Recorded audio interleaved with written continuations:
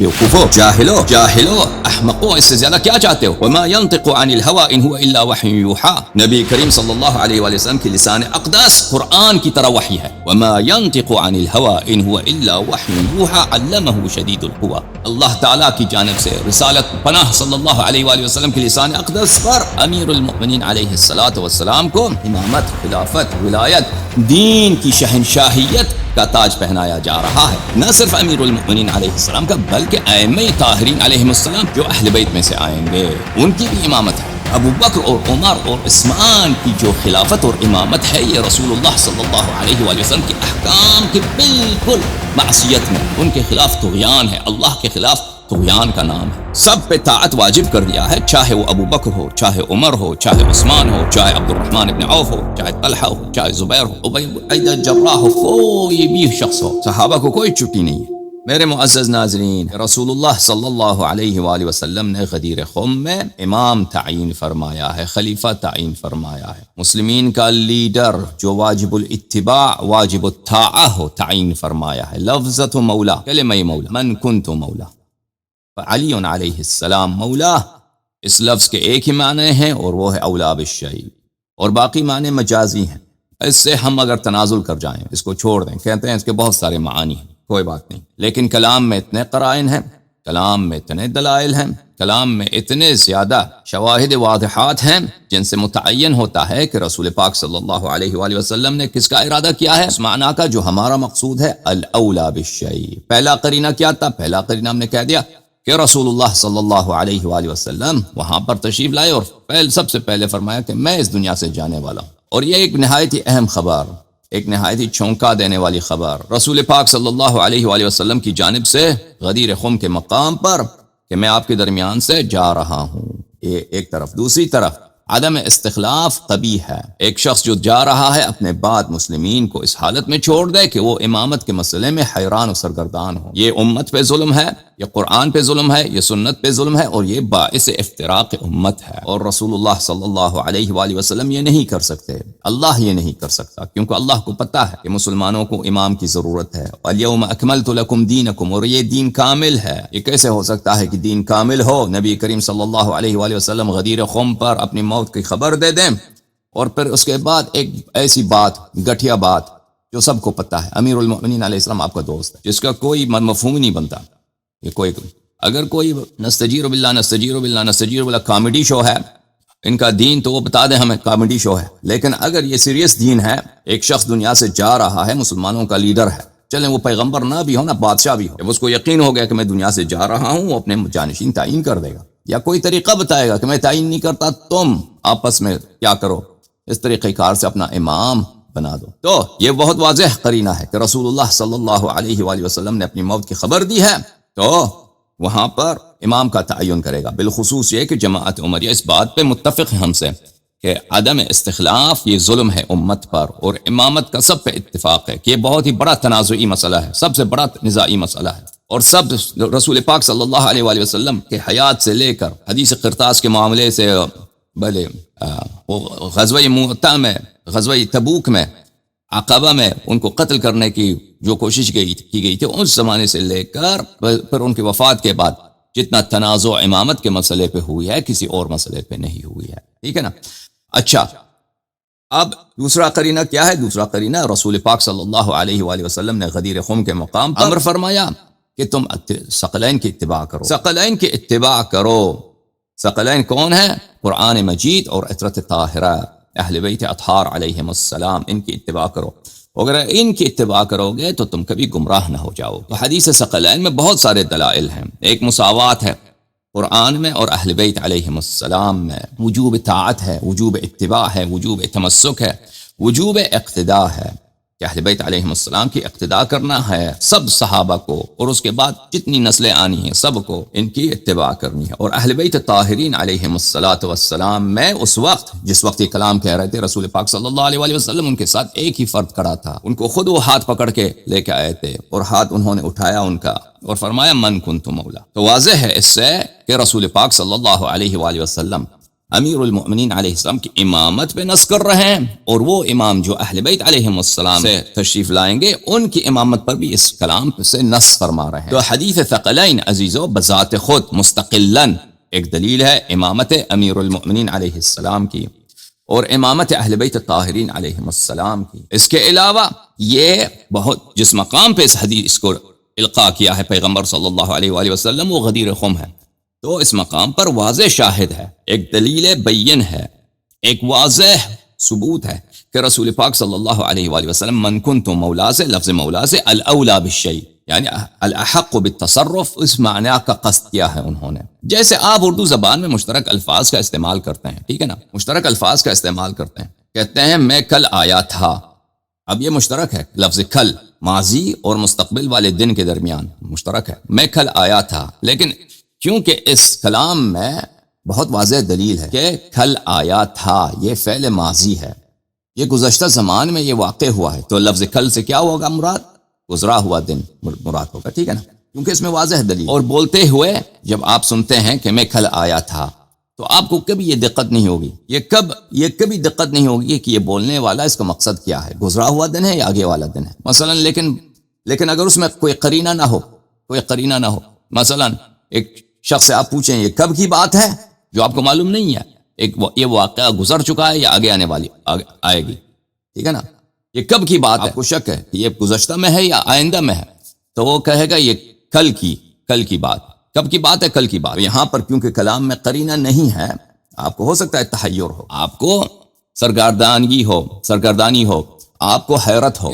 جواب دینے والے سے میں نے پوچھا یہ کب کی بات ہے، مجھے تو نہیں معلوم کہ یہ ماضی کی بات ہے یا مستقبل کی بات ہے، وہ کہتا ہے کل کی بات ہے، تو وہ آج سے دوبارہ پوچھیں گے بھائی کس کل کی بات کر رہے ہو، گزرے ہوئے والے دن کے یا آنے والے دن کل کی بات کر رہے ہو، ٹھیک ہے نا۔ لیکن کلام رسول صلی اللہ علیہ وآلہ وسلم اس طرح نہیں ہے، تو اس میں قرائن نہیں ہے، اس میں دلائل نہیں ہے، اس میں شواہد نہیں ہے، اس میں بہت ساری ثبوت نہیں ہے، اس میں بہت سارے شواہد واضحات ہیں، ان میں سے ایک حدیث ثقلین ہے۔ اچھا، حدیث ثقلین ہم نے پچھلے ہفتے عزیزو آپ کی خدمت میں صحیح سند کے ساتھ پیش کیا کہ حدیث ثقلین میں، اور وہ میں نے کم پیش کیے ہیں، اس کے اسانید بہت زیادہ ہیں، ابھی آئے گا انشاءاللہ تبارک و تعالی کچھ مزید اسانید۔ اس میں کیا تھا کہ اس میں امر ہے، اس میں حکم ہے۔ جن لوگوں نے میری پچھلی سپیچ نہیں دیکھا ہے میں ان سے التجا کرتا ہوں، گزارش کرتا ہوں کہ وہ پچھلی سپیچ کو ضرور دیکھیں، اس میں بہت سارے ابحاث ہیں کہ صحیح سند کے ساتھ، ایک نہیں دو نہیں تین اسانید کے ساتھ، تین صحیح اسانید کے ساتھ ہم نے دکھایا کہ حدیث ثقلین اس صیغے کے ساتھ، ان الفاظ کے ساتھ، انی تارک فیکم من ان اخذتم به لن تذلوا کتاب اللہ و عترۃ اہل بیت، میں دنیا سے جانے والا ہوں، میں مرنے والا ہوں، رسول پاک صلی اللہ علیہ وآلہ وسلم، یہ کس کا کلام ہے؟ ایک ایسا شخص جو اپنی موت پہ یقین کر چکا ہے اور وہ وصیت کر رہا ہے مسلمانوں سے۔ یہ نبی کریم صلی اللہ علیہ وآلہ وسلم کی جو وصیت ہے صرف وہاں پہ موجود جو مجمع تھا ان کے لیے نہیں تھا، آپ کے لیے بھی ہے، آپ کے لیے بھی ہے، آپ نوجوان، آپ میری بہن، آپ میرے بڑے بھائی، آپ میرے بزرگ جو اس پروگرام کو دیکھ رہے ہیں، آپ کے لیے بھی یہ وصیت ہے۔ میں دنیا سے جا رہا ہوں، میرے بعد کوئی نبی تو آئے گا نہیں، تم میری امتی ہو، تمہاری ہدایت میری ذمہ داری ہے، اور میرے بعد بہت سیاہ بادل آئیں گے، بہت ظلمات آئیں گی، تاریکیوں کا طوفان آئے گا، جہالتوں کا طوفان، افتراق، ضلالت، گمراہی، مختلف فرقوں میں لوگ بٹیں گے اور میرے امت سب جہنمی ہو جائیں گے سوائے ایک فرقے کے۔ تو یہاں پر اس جہالتوں کی طوفان میں، اس کفر کی کہ امواج میں سفینہ نجات کیا ہے، کیا وہ وصیت فرما رہے ہیں یا رسول اللہ صلی اللہ علیہ وآلہ وسلم صحیح سند کے ساتھ عزیزو، اور یہ میں نے مخالفین کے کتب سے سبحان اللہ ثابت کیا کہ میں تمہارے درمیان چھوڑ کے جا رہا ہوں کہ اگر اس کی اتباع کرو گے تو تم کبھی گمراہ نہ ہو جاؤ گے۔ قرآن مجید اور اہل بیت طاہرین علیہم السلام۔ اور مزے کی بات یہ ہے، بہت اہم بات یہ ہے، توجہ آپ کا چاہتا ہوں کہ اس وقت رسول اللہ صلی اللہ علیہ وآلہ وسلم نے قرآن جمع نہیں کیا تھا، مسلمانوں کے پاس قرآن مجموع نہیں تھا، جمع شدہ نہیں تھا، اکثر لوگوں کے پاس قرآن ہے ہی نہیں، ان پڑھ لوگ ہیں، ابھی مسلمان ہوئے ہیں، اور جو پرانے صحابہ ہیں ان کے پاس بھی قرآن نہیں ہے، کوئی قرآن ہے، کچھ صفحات ہیں، کچھ صورتیں ہیں، لیکن پورا قرآن کسی کے پاس نہیں۔ اور وہ اس کا ثبوت کہاں ہے؟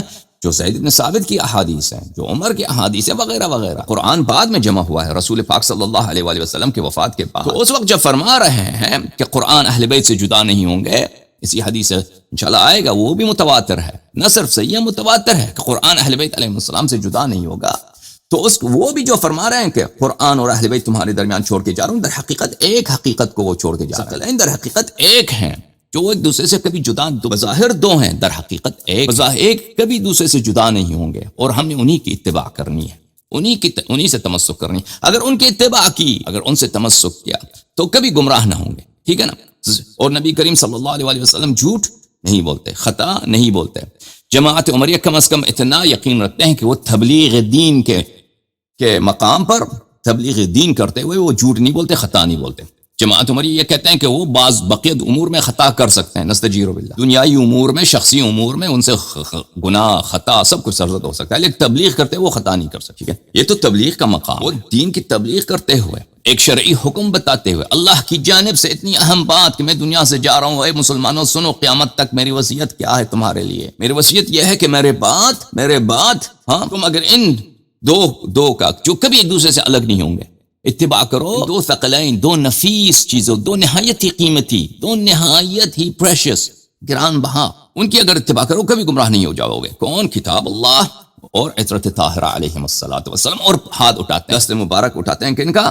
فاتح خیبر امیر المؤمنین علیہ السلام کا، من کنت مولا فہذا علی علیہ السلام مولا۔ تو یہ صریح ہے کن باتوں میں؟ ایک، امامت امیر المؤمنین علیہ السلام میں۔ من کنت مولا سے مراد دوستی نہیں ہے، من کنت مولا سے مراد کیا ہے؟ امامت ہے، کیونکہ وجوب طاعت کا حکم دے رہے ہیں اسی فقرے میں، اور فرما رہے ہیں کہ تم کبھی گمراہ نہ ہو جاؤ گے۔ اتنی اہم ہے ان کی اتباع کہ نجات کا ایک ہی راستہ ہے کہ ان کے دامن تھامے رکھو، ٹھیک ہے نا۔ تو پہلی بات جو ثابت ہو رہا ہے کیا ہے؟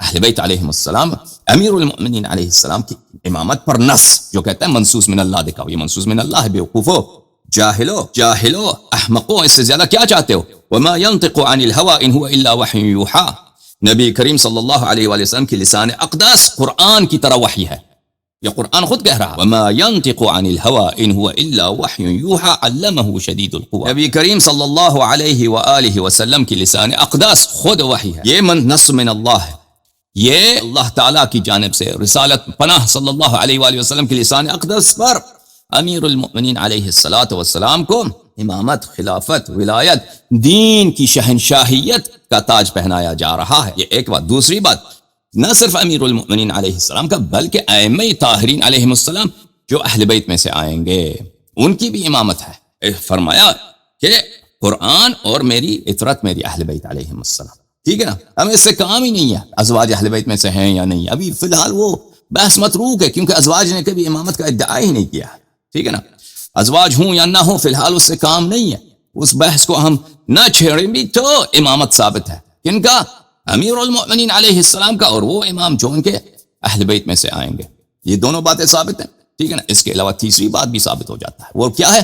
ابو بکر اور عمر اور عثمان کی جو خلافت اور امامت ہے، یہ رسول اللہ صلی اللہ علیہ وآلہ وسلم کے احکام کی بالکل معصیت میں، ان کے خلاف طغیان ہے، اللہ کے خلاف طغیان کا نام ہے، کیونکہ جب اللہ نے اور رسول صلی اللہ علیہ وآلہ وسلم نے وسیع علیہ السلام کا تعین فرمایا ہے، ٹھیک ہے نا، سب پہ طاعت واجب کر دیا ہے، چاہے وہ ابو بکر ہو، چاہے عمر ہو، چاہے عثمان ہو، چاہے عبد الرحمن ابن عوف ہو، چاہے طلحہ ہو، چاہے زبیر ہو، ابی جراح ہو، کوئی بھی شخص ہو، صحابہ کو کوئی چھٹی نہیں ہے۔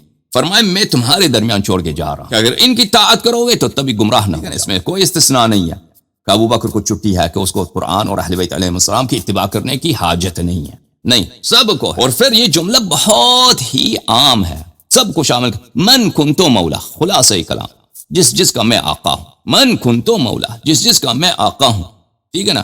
اگر رسول پاک صلی اللہ علیہ وآلہ وسلم انبیاء کے آقا ہیں، امیر المؤمنین علیہ السلام ان کے آقا ہیں، صحابہ تو کچھ بھی نہیں ہے، صحابہ کس خاک کا نام ہے، صحابہ کی کیا موقعیت، ٹھیک ہے نا۔ جس کا بھی میں آقا ہوں، میں امیر المؤمنین علیہ السلام اس کے آقا ہیں۔ تو حدیث ثقلین، حدیث غدیر، ٹھیک، یہ کس بات کو ثابت کر دیتی ہے عزیزو؟ امامت ثابت ہو گئی ایک مقام، دوسری جہت پر، دوسری سائٹ پر کس کو ثابت کر دیتا ہے؟ اس بات کو ثابت کر دیتا ہے کہ غاصبین امامت و خلافت، ان کی امامت و خلافت ایک حتاکی ہے، ایک طغیان ہے، بہت بڑا گناہ ہے، کہ جیسے رسول پاک صلی اللہ علیہ وآلہ وسلم سے صحیح ترین احادیث میں جماعت مخالفین نے خود روایت کیا ہے، بلے کہ اخوف ما اخاف علیکم الائمہ المذلون غیر الدجال اخوف منی، کہ میں دجال کے فتنے سے بھی زیادہ جو میرے نزدیک زیادہ بھیانک ہے زیادہ موحش ہے، زیادہ باعث خوف ہے نبی کریم صلی اللہ علیہ وآلہ وسلم. وہ کن کا ہے؟ جو صحابہ میں سے جو ائمہ مضلین نکلیں گے. وہ ائمہ صحابہ میں سے کس نے امامت کا ادعا کیا ہے سوائے ان لوگوں کے؟ ان کا فتنہ دجال کے فتنے سے بڑا. اور ہم جانتے ہیں اگر امامت پہ نزاع نہ ہوتا تو یہ امت متحد ہوتی، یہ امت میں اختلافات نہ آتے، فروع و اصول میں اختلافات نہ آتے. تو یہ سب ضلالتوں کا ان لوگوں نے ابتدا کیا ہے، حالانکہ نبی کریم صلی اللہ علیہ وآلہ وسلم کی جانب سے کوئی عذر نہیں ہے لوگوں نے امام کا تعین فرمایا. اچھا عزیزوں،